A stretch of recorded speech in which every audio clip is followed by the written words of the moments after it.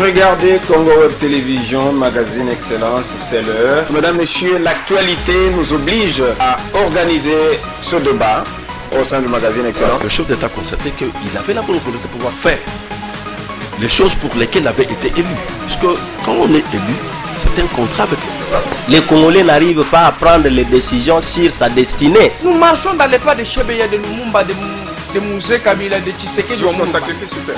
Vous le savez, mesdames et messieurs, le processus électoral en République démocratique du Congo.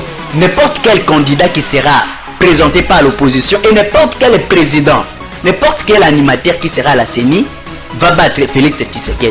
Je vais vous dire quelque chose de très important et là, soyez attentifs. Vous regardez Congo Web Télévision, c'est l'heure de votre magazine Excellence. Ces cadres qui vous informent notamment des questions relatives à la gestion de la chose publique. Mesdames, Messieurs, vous le savez, la RDC est en train d'écrire une nouvelle histoire avec son armée, les éléments des FARDC qui sont présentement aux alentours de la ville de Goma pour pourchasser et combattre jusqu'au dernier retranchement les éléments du M23 qui seraient appuyés par l'armée rwandaise. Vous le savez aussi que le vendredi 27 mai est prévu le congrès pour désigner le juge qui doit remplacer le fait Polycarpe. Nous parlerons également de la vie du parti présidentiel. Et là, vous comprenez que nous devons nécessairement avoir un représentant ou un membre de l'UDPS sur ces plateaux. Il s'agit bien du président fédéral de la CEP UDPS, Fédération des Lukunga, Maître Hubert Poutou. Bonjour et bienvenue. Merci, monsieur JP. Merci pour l'invitation de votre chaîne de télévision. Merci aussi à vos téléspectateurs qui sont mobilisés pour suivre votre chaîne. Et je dis aussi merci à tous les journalistes de télé Congo Web Télévision. Congo Web Télévision. C'est un plaisir pour nous de vous recevoir. C'est une deuxième fois que vous fréquentez les installations de Congo Web Télévision, puisque la première fois, vous étiez l'invité du magazine Info 7. Et pour l'émission ou le magazine Excellence, c'est pour la première fois. Quelles sont vos impressions? Merci beaucoup, messieurs les journalistes. Les impressions sont bonnes parce que lorsqu'on est invité, ça signifie qu'il y a une considération derrière l'invitation. Et nous avons l'obligation d'y répondre. Et vous êtes une bonne personne ressource. Voilà, c'est commencé. Nous avons un débat pendant 30 minutes au cours de ce magazine. Maître Hubert Poutou, vous le savez, les éléments de FARDC sont engagés dans cette guerre à l'est ou aux alentours de la ville de Goma pour chasser jusqu'au dernier retranchement les éléments des M23 qui seraient, même le gouvernement, de par les indices présentés, tenté d'affirmer que c'est le gouvernement ou le Rwanda qui serait derrière les éléments des M23. Jusqu'à quel niveau le pays peut en découdre ou aller pour en finir avec cette guerre à l'Est qui ne fait qu'endayer la population de la République démocratique du Congo? Merci beaucoup, monsieur JP. Vous savez, la guerre à l'Est, c'est ne pas aujourd'hui que nous allons parler de cette guerre pour la première fois. C'est une guerre qui, dans son histoire, a déjà fait plus de morts et plus d'années au niveau de l'Est de notre République. Et vous savez, dans la gestion de la chose publique, moi je dirais qu'aujourd'hui c'est une chance parce qu'il a eu l'anticipation du président de la République qui avait déjà déclaré l'état de siège dans ce coin-là. Parce qu'aujourd'hui, avec l'état de siège, ce qui a permis que les militaires sont à la gestion de la chose publique dans ces coins, et que la réponse a été... Il y a eu le gouverneur militaire dans le Nord Kivu. Tout à fait. La réponse ainsi que l'Ituri, oui. Ce qui a fait que la réponse à l'agression de M23 a été non pas rapide seulement, mais aussi technique. Parce que si c'était la gestion des civils, il fallait attendre qu'on fasse appel aux militaires. Mais ici, ce sont les militaires qui sont à la gestion. Bravo au président de la République avant tout, le commandant suprême, qui a dit prendre cette initiative d'instaurer l'état de siège. C'est cet état de siège aujourd'hui qui fait que les rebelles n'ont pas fait ce qu'ils ont fait dans les temps. Parce que vous rappellerez-vous que dans les régimes passés, ces gens ont eu à occuper Goma. C'était là leur stratégie, mais qui a été mise en déroute. Donc nous disons bravo. Et bien sûr que cette question, c'est une question qui transverse les provinces, non seulement les provinces, mais aussi les frontières. Parce qu'il y a eu de l'autre côté les éléments de preuve qui ont montré la participation d'une armée étrangère. Ouais.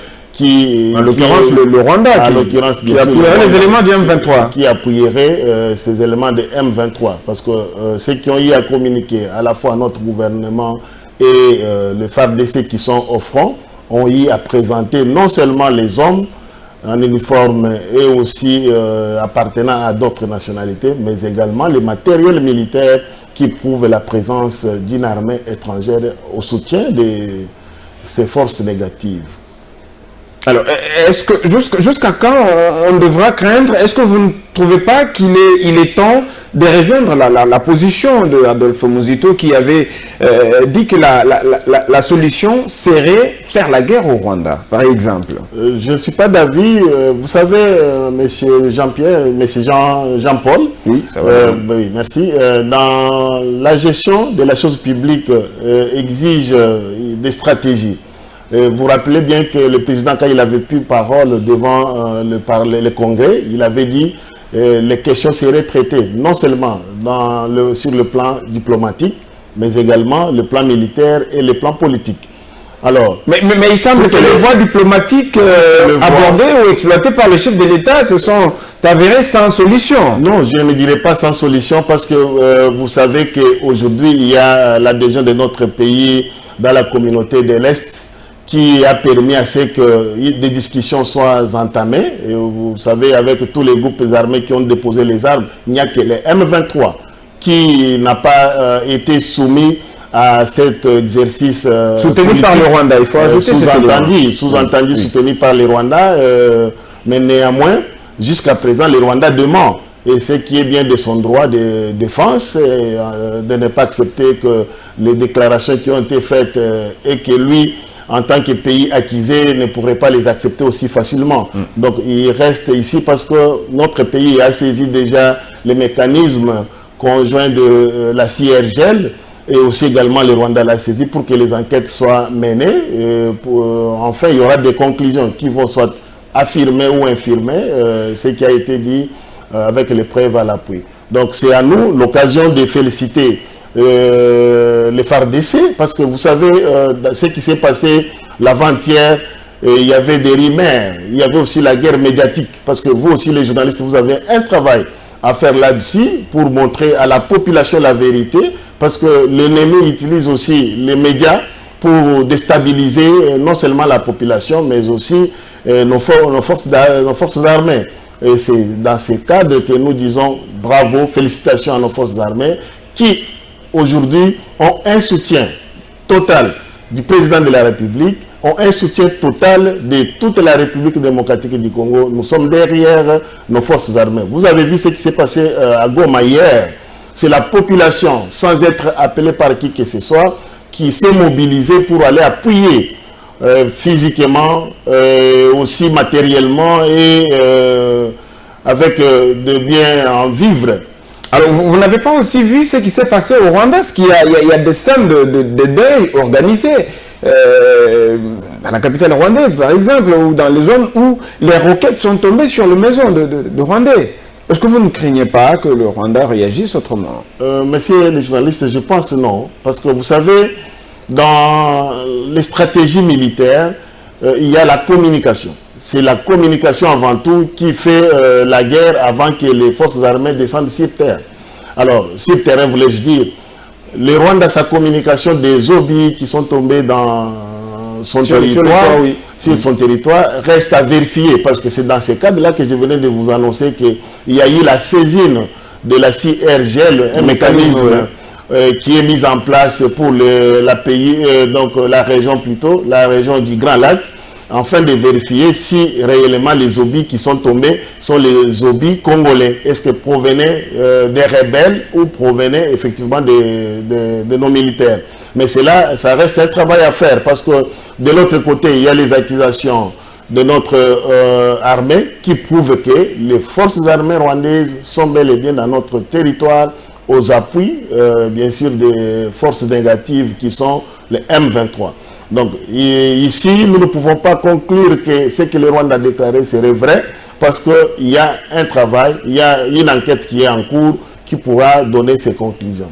Allez, passons à ce chapitre pour aborder l'organisation du congrès. Finalement, ça a été confirmé par le canal du président du Sénat, Bahati Lukwebo, qu'il se tient un congrès ce vendredi pour trouver le remplaçant du juge Polycarpe qui est mort.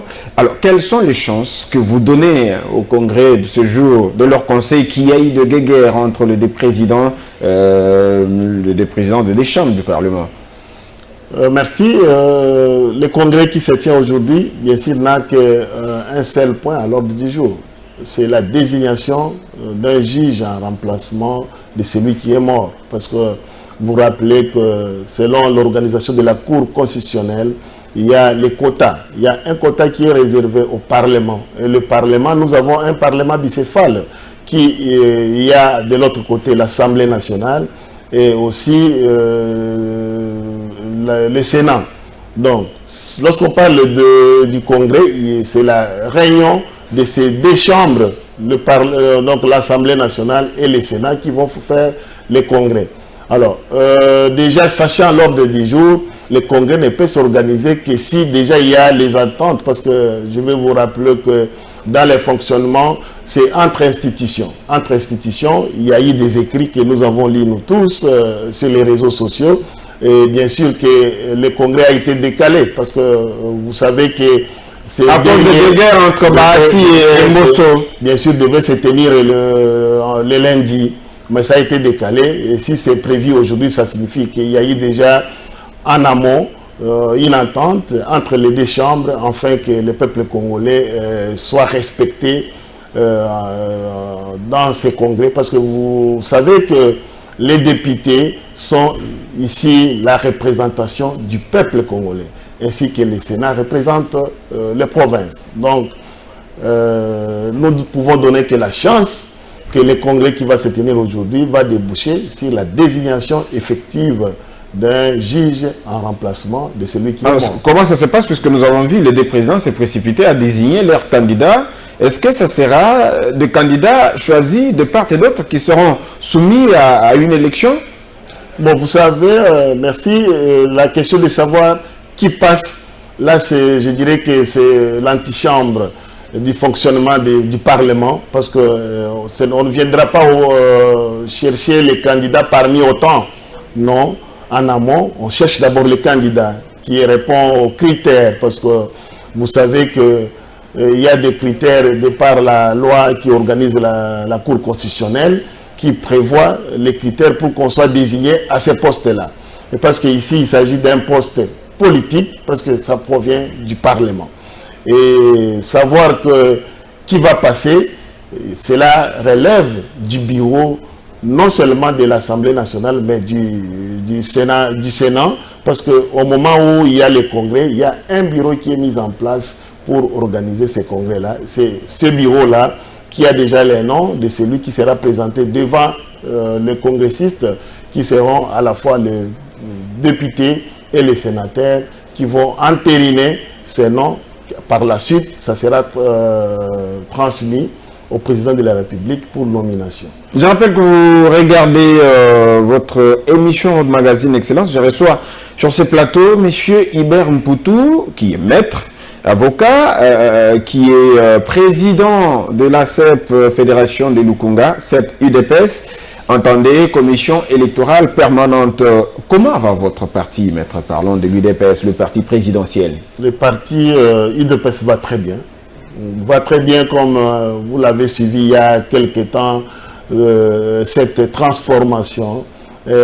Cette métamorphose. En dépit des revendications, ça et là dans les réseaux sociaux, comme quoi le secrétaire général de l'UDPS ne sait pas bien gérer le parti, il ne sait pas bien s'occuper des autres membres qui ont combattu, par exemple.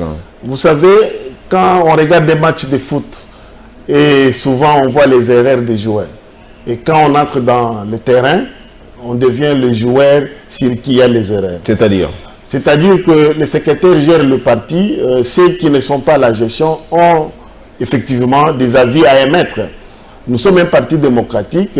Mais ce sont les membres de votre parti. C'est ce que j'ai dit. Nous sommes un parti démocratique. Oui. Et pas n'importe quel parti, ou un parti qui a une histoire dans ce pays et qui a fonctionné avec une démocratie. Parce que vous savez que son histoire renseigne que l'UDPS est le seul parti qui a été bien organisé et jusqu'aujourd'hui bien organisé. Alors, ce qui fait que les avis des uns et des autres sur la gestion du parti sont toujours acceptés au sein de notre parti, du début jusqu'à la fin. Quand je parle du début, je vois là les cellules.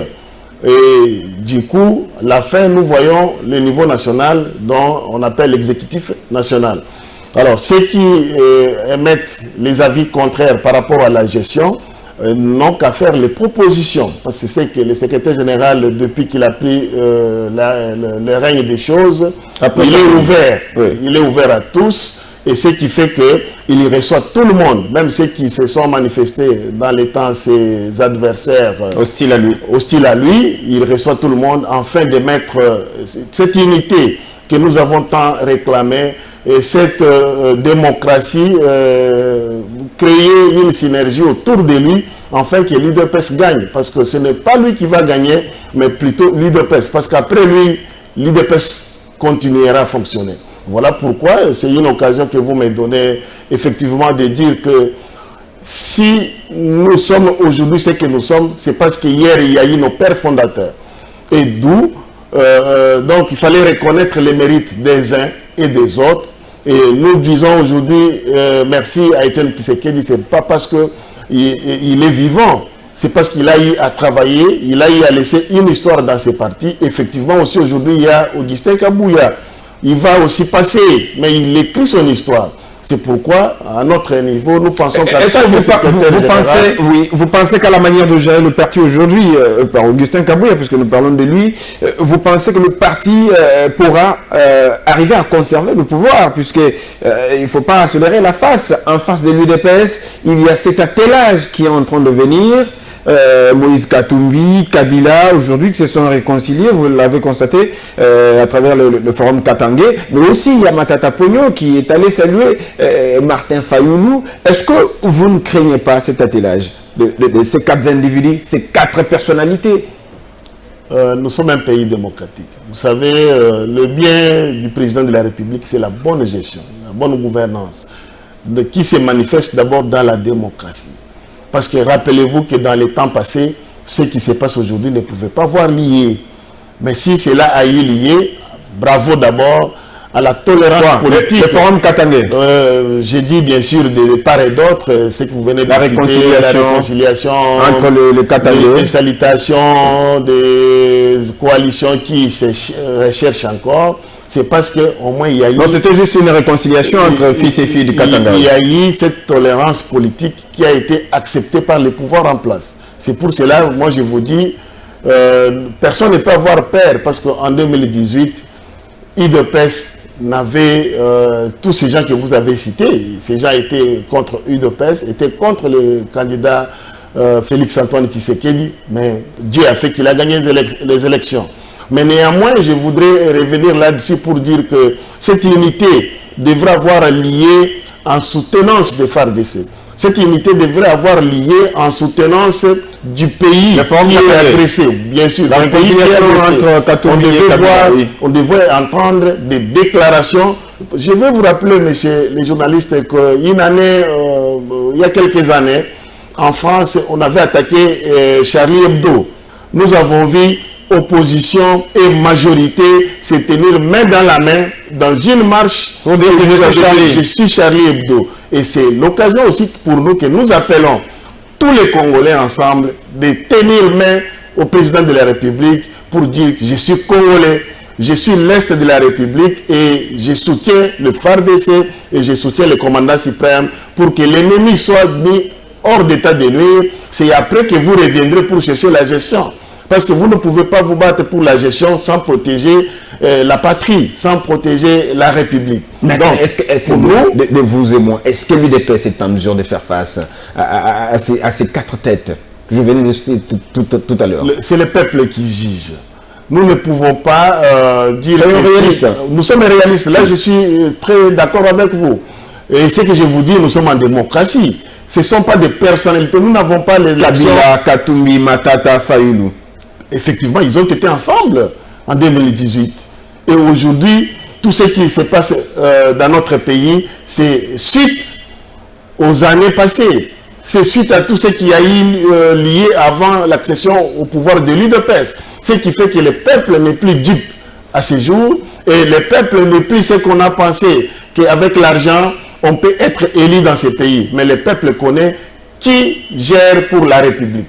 Et qui gère pour soi-même. Et qui gère pour le peuple congolais. Avec la gestion du pouvoir actuel, vous voyez qu'au four et au moulin, le président de la République cherche à apporter des solutions aux problèmes congolais. Ce qui fait qu'aujourd'hui, si on peut citer l'agresseur, si aujourd'hui on peut déjà citer le fonctionnement de toutes ces institutions que vous voyez à l'est de la République, c'est parce qu'il y a eu une bonne volonté politique de la part du président de la République. Alors nous parlons de votre parti. Qui a appelé que tout le monde soit autour d'une table, parce que rappelez-vous qu'il n'y a pas longtemps que ce président de la République a réussi tout le monde dans ce pays en fait de créer l'union sacrée, en fait de créer une synergie de la gestion de la chose publique pour l'intérêt du peuple congolais, avec le slogan que vous savez, le peuple d'abord. Et c'est sur ces slogans, c'est sur cette volonté politique qu'il a appelé tout le monde de se joindre à lui. Mais ceux qui se sont dit opposants, ceux qui se sont dit contre cette vision, et bien sûr, ils se sont tournés, mais malheureusement, sur les intérêts du peuple congolais. Voilà pourquoi nous disons, s'il faut une unité, s'il faut une unité nationale, c'est autour du FARDC, c'est autour du commandant suprême, afin que l'ennemi commun, celui qui agresse la République démocratique du Congo dans sa partie est, soit mis hors d'état de nuire. Alors, maître, puisque nous parlons de l'UDPS, le parti présidentiel, nous avions remarqué que Augustin Kabouya avait sillonné le Congo central, le Kasaï, le Mami, voilà, ici à Kinshasa, pour parler de cette redynamisation. Que reste-t-il de cette redynamisation aujourd'hui? Oui, la redynamisation... Ça n'a pas pu continuer, hein? Oui, dire que ça n'a pas pu continuer, ça serait trop. Ou qu'il est en cours. Oui, elle est en cours parce que aller dans des provinces n'est pas aussi chose facile. Avec la gestion, vous savez qu'il est le premier et le dernier signateur des décisions de l'UDPS en tant que secrétaire général et faisant bien sûr fonction, sous-entendu du président du parti. Parce que, vous savez, la redynamisation demande la descente sur le terrain et demande l'installation des fédérations qui ont été nommées. C'est ça ce qui a été fait de l'autre côté du Congo central dans sa globalité. Et avec succès à Kinshasa, effectivement, au Kasaï, avec succès, nous pouvons dire triomphalisme, parce que le parti a été installé et il fonctionne normalement. Et pour votre information, là où le secrétaire général n'est pas encore descendu, ça ne suffit pas que les partis ne fonctionnent pas. Les partis demeurent actifs dans toutes les provinces de notre pays. Ce qui fait que, de par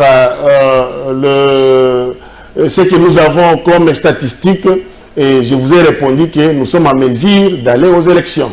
Nous sommes en mesure d'affronter qui que ce soit, parce que non seulement nous avons un discours, mais aussi nous sommes en train de s'organiser encore davantage, afin que 2023 qui sera devant nous, que le peuple juge, que le peuple donne, remette et aussi réactualise non seulement la majorité parlementaire que nous sommes en train de rechercher, par le travail que vous avez vu, nous avons fait d'ailleurs. Exactement, c'est la question que j'allais vous poser. S'organiser en vue de 2023, ce fut le maître mot de votre visite à travers les 18 sections de la fédération UDPS Lukunga. Qu'est-ce que nous pouvons retenir de manière ramassée? Vous savez, Lukunga, c'est une circonscription très grande électorale à Kinshasa. où l'UDPS, nous avons essayé... Et là, vous parlez en tant que CEP, la commission électorale permanente de Lukunga. Tout à fait. Je parle en tant que président de la CEP Lukunga, où nous avons fait un travail de grande envergure depuis 2021. Visite des 18 sections. Visiter les 18 sections qui constituent cette fédération. Et nous avons fait vraiment la symbiose entre le fonctionnement du parti et la préparation des élections. Le parti fonctionne normalement à Lukunga et aussi la préparation s'est fait déjà parce que notre lutte était que les combattantes et combattants comprennent que nous allons aux élections et que ces élections, nous avons un seul objectif, c'est de les gagner au niveau de la députation nationale ainsi que la députation provinciale pour apporter une majorité parlementaire au président de la République ainsi que dans toutes les provinces de notre pays. Un message qui passe pour Lukunga, mais qui nous l'avons mis en actif du parti pour que les autres fédérations en prennent aussi pour les leurs. Et aussi, de l'autre côté, nous avons évoqué la réélection du président de la République, Félix-Antoine Tshisekedi Tshilombo. Naturellement. Oui, que nous voulons donner cette majorité-là. Et c'est ça le travail qui a été fait, ce qui peut être retenu et que nous n'avons plus de temps à perdre, mais bien sûrement le temps d'organiser les élections, de préparer non seulement la réélection du président de la République, mais aussi la majorité parlementaire pour permettre qu'en 2023, l'UDPS soit capable, au niveau de l'Assemblée, au niveau du Sénat, au niveau des provinces, dans toutes les assemblées, avoir une majorité qui lui appartient, celle, bien sûr que nous allons travailler avec toute la République, tous les fils et filles du pays, mais en tant que parti politique, nous avons des ambitions. C'est pour cela que vous aviez imprimé les listes de réalisation du chef de l'État? Effectivement, dans notre parcours, nous avions découvert que les combattantes et combattants, pour ne pas dire dans l'ensemble du pays, les gens n'avaient pas l'information de ce qui est fait, parce que vous savez, notre pays fonctionne avec la désinformation qui est accrue sur base de billets verts. Il y a eu certains journalistes qui ont désinformé les actions du président de la République, qui ont gardé certaines actions parce que c'est pas tout le monde, le peuple, bien sûr que vous n'êtes pas du groupe et puis encore moins votre télévision. Et c'est dans ce cadre-là que nous avons pensé qu'il était utile et nécessaire, important et opportun que nous fassions une liste de quelques réalisations. Parce que je vais vous surprendre que ce que nous avons repris sur la liste n'était pas toutes les réalisations du président de la République. Mais à notre niveau, ce qui était mis à notre disposition, c'était cette liste-là que nous avons imprimée afin de distribuer à tous, et non seulement les membres de l'UDPS, mais à tous les Congolais. Et ce qui est surprenant est que dans cette liste, nous avons donné les adresses, les noms et toutes les coordonnées possibles pour permettre que celui qui aura la liste ne puisse pas comprendre comme si nous étions dans une campagne électorale, mais bien sûr dans une connaissance des réalisations du président de la République qui feront bien sûr dans les temps à venir toutes, donc nous allons présenter ici comme un bilan dans les temps à venir pour 2023. Maître Hubert Mpoutou, vous êtes président de la commission électorale permanente de l'UDPS, Fédération de Funa. De Lukunga, voilà. Excusez-moi, c'est lapsus. Cette émission est terminée. C'est ce que je tenais à vous dire. Et si vous étiez demandé de vous résumer, vous avez parlé de beaucoup de choses ici. Nos téléspectateurs vous regardent, regardez la caméra. Et si vous pouvez dire l'essentiel à nos téléspectateurs. Merci beaucoup, M. Jean-Paul. L'essentiel est qu'il est temps, à ce jour, que tout Congolais et Congolaises se mettent au soutien du commandant suprême des forces armées et de la police congolaise, son Excellence Félix-Antoine Tshisekedi Tshilombo, pour soutenir nos FARDC qui sont au front où notre pays, comme d'habitude, est toujours agressé.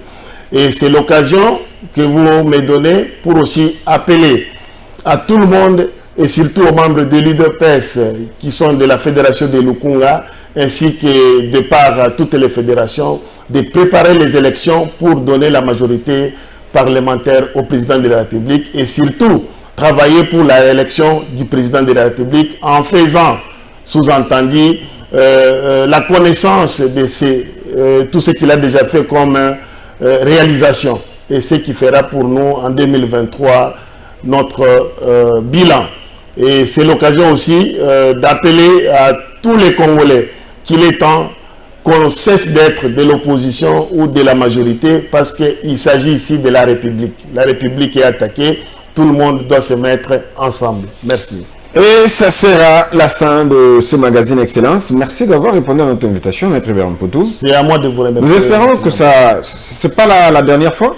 Je serai à votre disposition. Merci à vous, chers téléspectateurs, vous qui avez disposé de votre temps pour nous suivre pendant 30 minutes d'échange avec le président de la CEP IDPS, Fédération de Lukunga. Merci à Francis Béa qui nous a réalisé, à Gloire Diléméné qui va monter ces magazines. Merci à Chabani Record, notre boss. Pourquoi pas à notre directeur de programme, Maurice Gigando. Moi, j'ai hâte de vous retrouver très prochainement pour notre numéro du magazine Excellence.